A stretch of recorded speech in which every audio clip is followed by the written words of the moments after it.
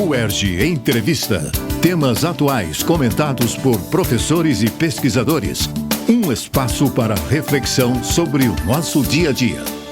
Em 29 de outubro é comemorado o Dia Nacional do Livro. Para refletirmos sobre a importância do livro em tempos multimediáticos e a contribuição de autores negros, convidamos o professor do Instituto de Letras da UERJ, Henrique Marques Samin. Henrique é coordenador do projeto de extensão Letras Pretas, que mantém um blog e um programa de mesmo nome aqui na Rádio UERJ, onde discute especificamente sobre a obra de autoras negras. Henrique é doutor em literatura comparada, mestre em filosofia e psicologia social e graduado em filosofia e português latim, tudo pela UERJ. Recentemente lançou o livro de poemas Levante. É também autor e organizador de outras obras, como a antologia Por uma Revolução Antirracista, reunindo textos publicados pelos Panteras Negras. Eu sou Eneida Leão e este é o UERJ Entrevista. Professor Henrique Marques Samin, obrigada por aceitar nosso convite. Olá, Eneida. Eu que agradeço o convite para estar aqui nesse programa. Professor, 2 mestrados e 2 graduações e um doutorado, tudo na UERJ. Conta um pouco dessa sua trajetória na universidade e dessa paixão pelos livros. Bom, falando então um pouquinho sobre a minha trajetória, eu fui criado na Praça Seca, na Zona Oeste aqui do Rio de Janeiro, numa casa que não tinha muitos livros, mas eu tive a sorte de ter uma biblioteca pública que era quase em frente à vila em que eu morava. E muito cedo eu fui incentivado pela minha mãe a frequentar essa biblioteca, o que acabou despertando em mim o gosto pela leitura. Eu cheguei à universidade sem saber exatamente o que eu encontraria. Na verdade, ingressar na universidade não foi algo que surgiu como um plano ao longo da minha infância ou da minha adolescência. Eu nem conhecia pessoas que tivessem frequentado universidades. O que aconteceu foi que, conforme eu fui me aproximando ali do final do ensino médio, eu me deparei com aquele dilema, né? Ou eu trabalhava ou eu estudava. E eu já tinha alguns amigos que trabalhavam em empregos bastante precários, então a universidade parecia um caminho melhor para mim. Eu fui parar em filosofia quase que por acaso, foi uma mescla das crises existenciais ali da juventude e a percepção de que eu talvez conseguisse entrar num curso de filosofia, porque naquela época, pelo menos, a concorrência não era tão grande assim. Ainda não havia política de cotas raciais na época? Não havia política de cotas raciais na época. E isso, para mim, foi um grande empecilho, sobretudo pela questão do não pertencimento, né? Quando eu ingressei na minha turma de filosofia, só havia 2 estudantes negros naquela turma, eu e uma aluna negra que acabou não se formando. E eu senti isso muito fortemente porque havia aquela sensação, né, de que aquele não era o meu lugar, de que aquele não era o meu espaço, eu não sabia exatamente o que eu estava fazendo ali.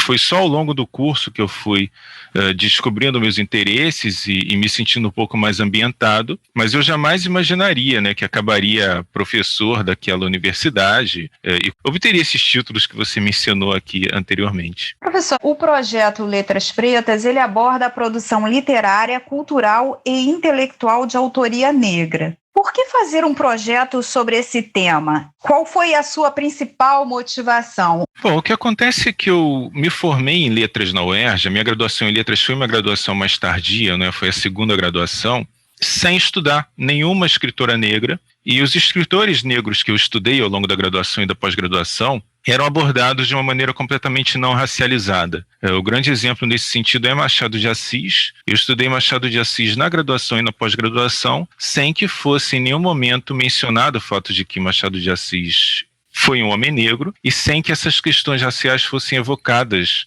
na leitura e na análise da obra de Machado de Assis. Então, o projeto Letras Pretas, ele enfoca especificamente a produção intelectual de mulheres negras. Isso é uma forma de construir um espaço de protagonismo para outras mulheres negras, que são as próprias alunas da UERJ. No nosso programa de rádio e podcast, a gente abre o leque para tratar também de mulheres negras que se notabilizam em outras áreas, como a música, o teatro, o esporte, etc. E eu também ofereço na UERJ e fora da UERJ cursos que aí já não são especificamente apenas sobre mulheres, né? São sobre autoria negra em geral. porque há muitas e muitos escritores negros que precisam ter mais visibilidade, precisam ter mais espaço nesse mundo acadêmico, que é um mundo que se pretende tão aberto a críticas e tão democrático e tão plural, mas na prática a gente percebe que infelizmente as coisas não funcionam desse jeito. Professor, a Carolina Maria de Jesus foi uma das escritoras negras pioneiras no Brasil. Por que o Quarto de Despejo, Diário de uma Favelada, fez tanto sucesso? Essa é uma pergunta bem complexa, uma pergunta que, na verdade, exige mais de uma resposta. Eu vou tentar simplificar um pouco aqui, né, por conta do nosso tempo. Eu diria assim, que no primeiro momento, isso acontece por conta de uma jogada publicitária, algo que foi desenvolvido pelo jornalista Audálio Dantas, que foi quem se apresentou como descobridor da Carolina Maria de Jesus, e que utilizou a Carolina no primeiro momento para promover o seu próprio trabalho. Então ele fez uma grande campanha.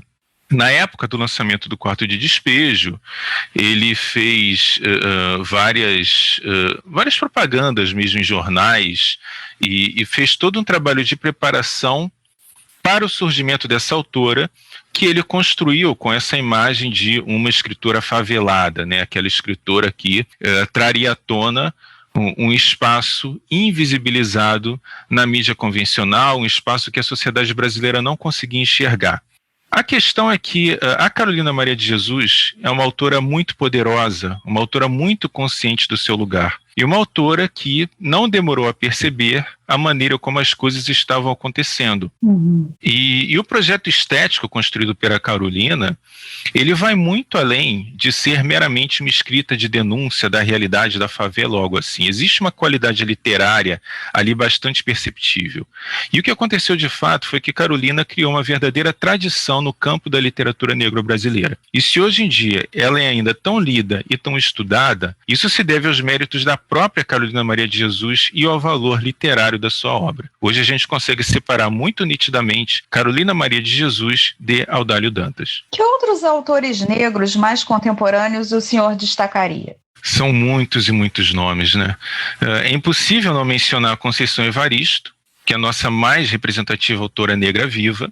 Mas o que acontece é que os dispositivos racistas continuam a provocar uma invisibilização de nomes muito importantes, vivos e atuantes de diversas gerações. Então, muita gente, e eu me refiro inclusive a pessoas do universo das letras, do universo acadêmico, pensariam que seria possível talvez mencionar nos dedos de uma mão, ou no máximo nos dedos de duas mãos, um número representativo de autoras e autores negros. Porém, quando a gente se aprofunda nesse mundo, né, quando a gente vai para além dessas fronteiras do cânone e vai investigando tudo que autoras e autores negros já produziram no Brasil, a gente esbarra com centenas e centenas de nomes. Que bom, né? Então, para mencionar... Pois é, felizmente. O que falta é isso ser lido, né? É isso ser descoberto. Porque esse é um exercício que eu costumo fazer nas aulas. Às vezes eu peço para as turmas que mencionem autoras e autores negros. Eu faço um desafio de que se mencione mais de 10 autores e autores negros. E isso nunca acontece. Chega-se a 10 na melhor das hipóteses. Não por culpa das alunas e dos alunos, evidentemente, mas por culpa de todo um sistema editorial que não publica essas pessoas. Hoje nós temos muitas autoras e autores que são extremamente importantes e que precisam recorrer à autopublicação ainda, e eu estou falando tanto de gente de gerações mais antigas quanto de pessoas mais novas, quanto também por conta da maneira como o próprio mundo acadêmico funciona, que é um mundo que ainda veda espaços, não abre espaços para autoras e autores negros. Então, nós frequentemente encontramos cursos em que a professora ou o professor pretende contemplar a autoria negra e coloca ali só um nome, por exemplo. E geralmente esse nome é ou Carolina Maria de Jesus ou Conceição Evaristo, quando nós temos muitos e muitos nomes além disso. A própria Djamila Ribeiro, né? Djamila Ribeiro. Depois eu vou fazer o exercício dos 10 para ver se eu consigo ultrapassar. Tem muitos e muitos nomes, né? Para mencionar apenas uns poucos de gerações mais antigas, a gente tem L.C. Mogg, a gente tem Lia Vieira, a gente tem Miriam Alves. Chegando no momento mais contemporâneo, a gente tem Cidinha da Silva, que é uma cronista extremamente importante e que fez o prefácio do meu livro, né, que você mencionou. Da geração mais recente, a gente tem Elisandra Souza, tem Lubi Prates, tem Jarid Arraes. Enfim, é uma lista que, felizmente, é quase que interminável. Eu gastaria muito e muito tempo para enumerar aqui todos os nomes que merecem visibilidade. Não, mas é bom o senhor citar alguns, até para que as pessoas que estão nos ouvindo tenham conhecimento e procurem essas autoras e autores, né? Pois é, assim, para dar uma visão mais concreta em torno disso, o blog do Projeto Letras Pretas existe desde 2017 e nós temos lá centenas e centenas de textos publicados. E ainda assim, nós não contemplamos todos esses nomes, muito pelo contrário, tem muita gente que ainda não apareceu ali. E isso considerando que as publicações eram feitas inicialmente semanalmente, agora a gente tem feito publicações quinzenalmente, e a gente contempla ali apenas o universo de mulheres negras, então homens negros não entram, e mesmo assim ainda tem muitas e muitas que não apareceram nas páginas do nosso blog. Então a gente de fato está falando de um universo muito, muito grande. Que bom. Como eu disse na abertura, em 29 de outubro é celebrado o Dia Nacional do Livro. Nessa sociedade cada vez mais multimediática, onde a tela é tão presente, como o senhor avalia o livro na formação profissional e humana?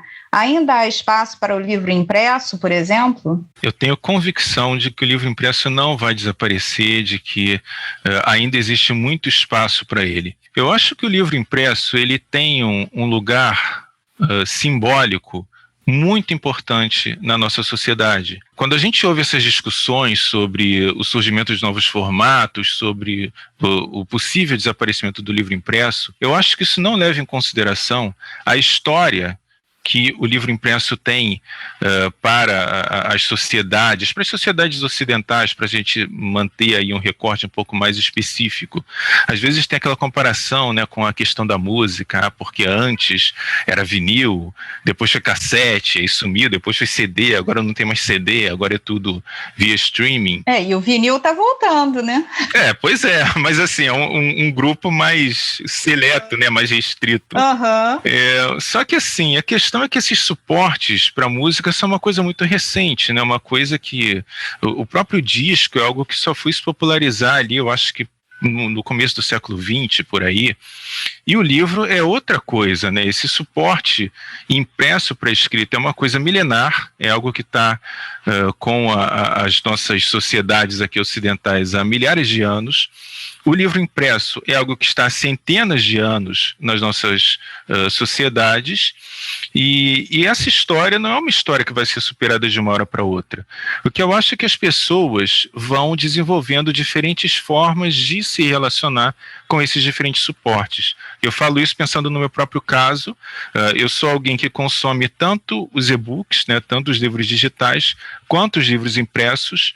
Para mim isso varia muito de acordo com o que eu vou, para que eu vou usar aquela leitura, se eu vou usar aquela leitura só esporadicamente, para uma preparação de aula ou algo assim, ou se é algo que eu vou querer ler mais demoradamente, que eu vou querer ter em casa. E eu acho, o que eu observo pelo menos, é que com a maior parte das pessoas é assim.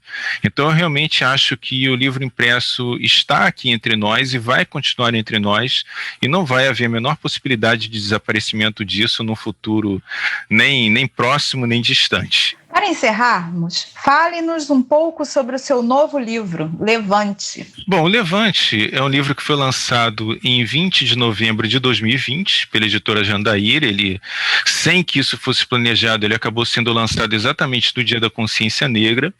E isso é importante no caso desse livro, porque o Levante reúne 75 poemas que abordam exatamente a trajetória do povo negro no Brasil, desde o tráfico transatlântico, desde o período da escravização, até as lutas contemporâneas, apontando para futuros possíveis, para um futuro de libertação vindouro. O Levante nasceu de uma pesquisa que durou 5 anos, ele dialoga profundamente com a tradição literária negro-brasileira e, felizmente, ele tem sido muito bem recebido. Ele foi incluído em várias listas de recomendações de leituras, foi recentemente selecionado pela curadoria de um clube de assinaturas bastante importante, comprometido com a luta antirracista, já teve poemas selecionados para várias antologias. Então, ainda que Levante tenha sido lançado recentemente, no momento que a gente está gravando aqui essa entrevista, é um livro que felizmente vem conquistando um espaço próprio. Que bom, parabéns, professor. E obrigada pela sua disponibilidade em conversar conosco.